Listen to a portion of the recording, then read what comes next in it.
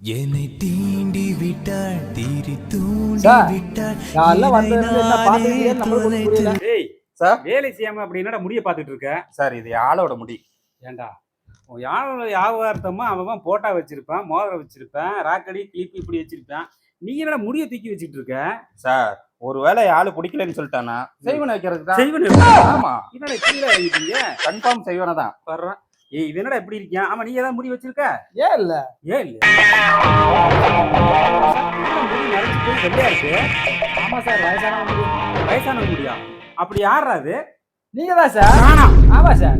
இதுக்குடா ஏன் முடிய வச்சிருக்க? சார் நான் 3 வாரமா சம்பளம் எச்சு கேட்கிறேன், நீங்க கொடுக்க மாட்டீங்க.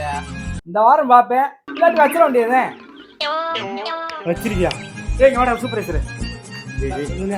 சரி முதல்ல நீங்க சம்பளத்தை சேர்த்து கொடுத்து விடுறா. அப்ப எனக்கு நீ முடி வச்சிருந்தாலும் வச்சிருப்பா, நீ எடுத்துக்கடா.